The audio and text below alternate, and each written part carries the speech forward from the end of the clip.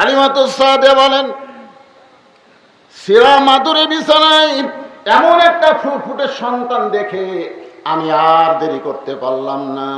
আমি এক দৌড়ে গিয়ে ওই সন্তানকে বুকে নেওয়ার সঙ্গে সঙ্গে আল্লাহর শপথ করে বলতেছি, ওই সন্তানের দেহের পরশে আল্লাহ আমার দেহের সমস্ত দুর্বলতা দূর করে দিয়েছে।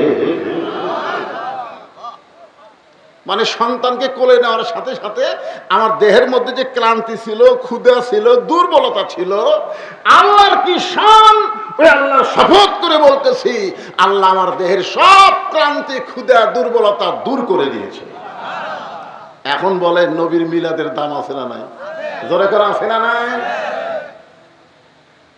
হালিমাতুস সাদিয়া বলে, আমি সন্তানকে বুকের সঙ্গে যখন জাপটে ধরেছি, এমন সময় সন্তানের মা আমিন আমাকে ডাক দে, বলে, বুবু, আমার এতিমকে তুমি যখন কোলে তুলে নিয়েছো তখনই বুঝতে পেরেছি তুমি সাধারণভাবে কোলে তুলে নাও নাই, তুমি মাতৃত্বের মহব্বত দিয়ে তাকে বুকে ধারণ করেছো।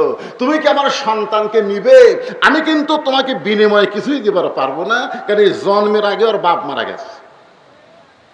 হালিমাতুস সাদিয়া বলে, আমিনা, যে রত্ন বুকের মধ্যে একবার ধারণ করেছি, একবার চেপে ধরেছি, গোটা দুনিয়া ছাড়তে পারবো, কিন্তু এই রত্নকে আর মাটিতে নামাতে পারবো না।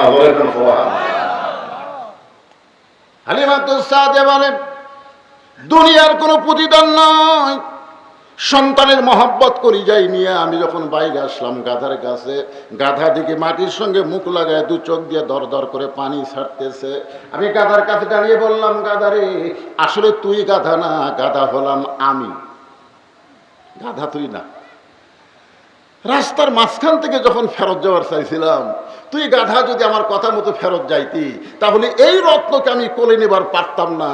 কিন্তু আমি যখন ফেরত যাবার চাই, তুই গাধা খরদেশের মতন কান করে মক্কার দিকে কেন দৌড়ে আস। এখন বুঝতে পারলাম, দুনিয়ার মানুষ নবীকে চিনার আগে জঙ্গলের পশু পক্ষী নবীরে চিনেছে। জঙ্গলের পশুরা বলে, দরিয়ার মাছেরা বলে, আজ হয় মোদের খুশির দিন, বিশ্বজাহানে আসিয়াছেন রাহমাতুল লিল আলামিন। জঙ্গলের পশুরা বলে, কপাল মোদের উজালা, এ দুনিয়াতে আসিয়াছেন মুহাম্মদ কামলিওয়ালা।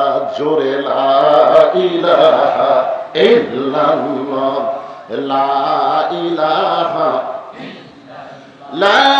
ইলাহা ইল্লাল্লাহ মুহাম্মাদুর রাসূলুল্লাহ। গাদা যখন মাথা মুখটা মাটির সঙ্গে লাগায় কাঁদতেছে, হালিমাতুস সাদিয়া ডান হাতে নবীকে বুকের মধ্যে নিয়ে বাম হাতটা গাধার মাথায় নাড়িয়া বলে, গাধারে, তুই কি একটু শক্ত সবল হবি না? তুই কি একটু সুস্থ হয়ে দাঁড়াবি না? আমি এই সোনার চানকে, এই চাঁদের টুকরাকে নিয়ে আমার বাড়িতে যাবার চাই। গাধারে, তুই যে পড়ে গেলি, যেমন দৌড়ে দৌড়ে মক্কার দিকে আইলি, তেমন কি শক্তি আর তুই দ্বিতীয়বার পাইবি না। কে যেন বলে, হালিমা, তোমার দুর্বল গাধা যদি তুমি সবল করতে চাও, তোমার কোলের মধ্যে যেই সন্তান ঘুম পাড়তেছে, তারা বাম পাখানা গাধার মাথায় লাগায়। হালিমাতুস সাদিয়া বলে, রে দুনিয়ার মুসলমানেরা শোনো, ওই ছোট্ট নবী মিলাদ যার আলোচনা হচ্ছে, ওই নবীর বাম পাখানা যখন গাধার মাথায় লাগাই দিলাম, আমার গাধা সুস্থ সবল হয়ে দাঁড়িয়ে যায়। ওই গাধার পেটে করে আমি ছোট্ট নবীকে যখন নিয়ে আসতেছি বাড়িতে, আমি আমার এই ছোট্ট নবীকে সূর্যের তাপ থেকে বাঁচানোর জন্য আসরের মধ্যে যখন নিবার চাই, এমন সময় দেখি এক খণ্ড মেঘ আমার মাথায় ছায়া দেয়।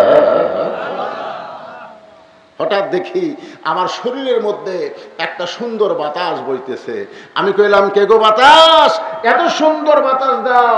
কে যেন বলে, হালিমা, তুমি যেই সন্তানকে কোলে নিয়েছো, সন্তানকে কোলে নেওয়ার কারণে আল্লাহ তোমার উপরে এত খুশি হয়েছে, জান্নাতের দরজা খুলে দুনিয়াতেই তোমার শরীরে জান্নাতের বাতাস বহায়া দেয়। এখন আপনারা বলেন নবীর মিলাদের দাম আছে না নাই?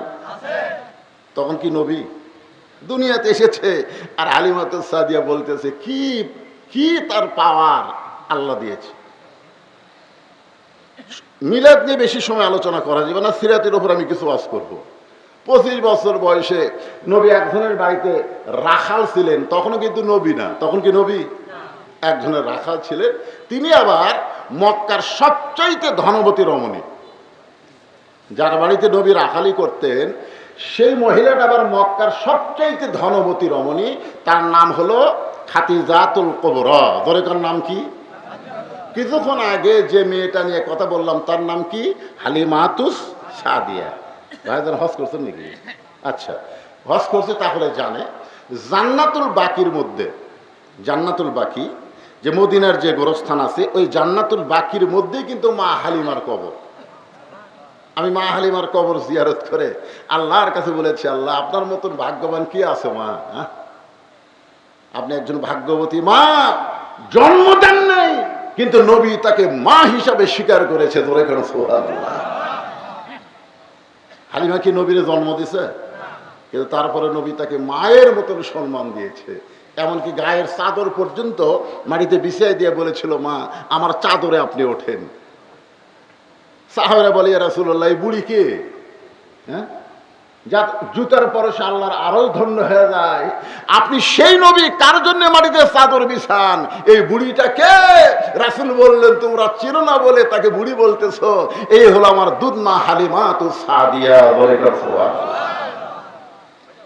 মায়ের এক ফোঁটা দুধের দাম, কাটিলে গায়েরই চাম, পায়ের জুতা বানাইলো ঋণের শোধ হবে না। এমন দরদি হবে কেউ হবে না আমার মা, মা গো। আল্লাহ আমাকে মা খাদিজার কবরও জিয়ারত করার তৌফিক দিয়েছেন। হালিমাতুস সাদিয়ার কবর হলো মদিনায়, আর খাদিজার কবর হলো মক্কায়। জোরে বলেন কোথায়? তো এখন খাদিজাতুল কুবরা যখন নবী খাদিজার বাড়িতে রাখালির চাকরি করে, এমন সময় মা খাদিজা দেখেন যে দুপুর বেলায় শত শত রাখাল ঘরের মধ্যে আরাম করতেছে।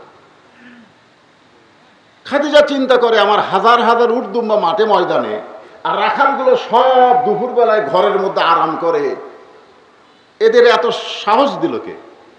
রাখালেদের সর্দার তাকে মা খাদিজা ডাক দিয়ে বললেন, রাখাল, হ্যাঁ তোমার অধীনে শত শত রাখাল দুপুর বেলায় ঘরের মধ্যে আরাম করো, তাহলে হাজার হাজার উটদুম্বার খবর কি? রাখালের সর্দার বলে, মালকিন আপনি জানেন না, আপনি জানেন না ভাগ্য গুণে আমরা এমন একটা রাখাল পাইছি। সুবহানাল্লাহ বলেন। তখন কিন্তু নবী না, তখন হচ্ছে রাখাল। ধরে বলেন তখন কি? রাখালের সর্দার বলতেছে, ভাগ্য গুণে আমরা এমন একটা রাখাল পাইছি যে রাখাল চাকরিতে জয়েন করার পরে আপনার উটদুম্বাগুলো সব ভদ্র হয়ে গেছে। আরে এত রাখাল লাগে না, এক রাখালের ইশারায় উটদুম্বাগুলো খায়, এক রাখালের ইশারায় উটদুম্বাগুলো খাওয়া বন্ধ করে দেয়, এক রাখালের ইশারায় সমস্ত উটদুম্বা বাড়ির দিকে রওনা দেয়। খাদিজা বলতেছে, রাখালের সর্দার এই গাঁজাখুরি গল্প আমাকে শোনাচ্ছে।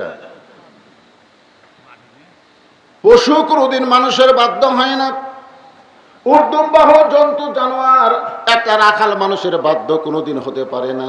রাখালের সর্দার বলে, বিশ্বাস যদি না হয় তাহলে আপনি তদন্ত করে দেখতে পারে। আসলে পশু মানুষের কথা মতো চলে কিনা এটা যদি বিশ্বাস না হয় আপনি তদন্ত করতে পারেন। কি করতে পারেন?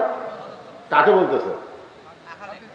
না, খাদিজাকে বলতেছে, আপনি তাহলে তদন্ত করেন। মা খাদিজা তদন্ত করতে গিয়া ওই হালিমাতুস সাদিয়ার মতোই দেখতে পেলেন। জোরে গান সুবহানাল্লাহ। রাখাল দাঁড়ায় আছে, মাথার উপরে রোদ নেই, এক খণ্ড মেঘ এসে রাখালের মাথার উপর, রাখাল যেই দিকে যায় মেঘটাও সেই দিকে যায়, রাখাল যখন বসে মেঘটাও নিচের দিকে চলে আসে। খাদিজা বলে, এটা মানুষ, মেঘ যার বাধ্য, আমি আর একটু নিকটে যাই। খাদিজা বলতেছেন, সামান্য নিকটে গেলে একটা বাতাস আমার নাকের ভিতরে, এই বাতাস না, যেন জান্নাতের মিশকাম্বরের সুগন্ধ আসতেছে। আমি আশ্চর্য হয়ে গেলাম, এই যে বড় চুল, ঝাঁকড়া চুল, লম্বা কান,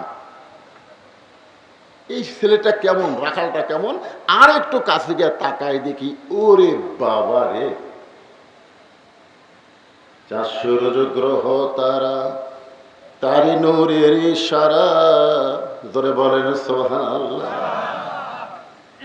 নবী মোর পরশমণি, নবী মোর সোনার খনি, নবী নাম ভাবে যেজন সেই তো দোজাহানের ধনী।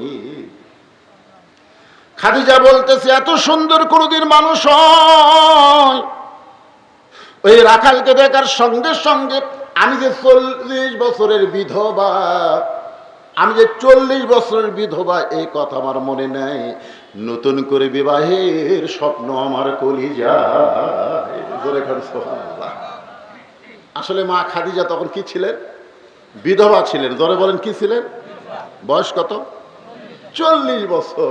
রাখালও দেখার সাথে সাথে সে যে বিধবা মনে নেই, দেখার সাথে সাথে তার কলিজার মধ্যে বিবাহের বাসনা, ওই রাখালকে আমার স্বামী বানাতেই চাই। খবর নিয়ে দেখে রাখালের কেউ নেই।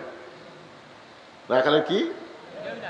শিশুকালে মইরা গেছে মা, গর্ভে থাকতে মরছে পিতা, নবী চোখে দেখলেন না। এই গান গাইলে কি গুনাহ হবে? এটা কি বাবার গান? এটা কি গাঁজার গান? তাহলে সকলে বলেন, শিশুকালে মইরা গেছে মা, গর্ভে থাকতে মরছে পিতা, নবী চোখে দেখলেন না।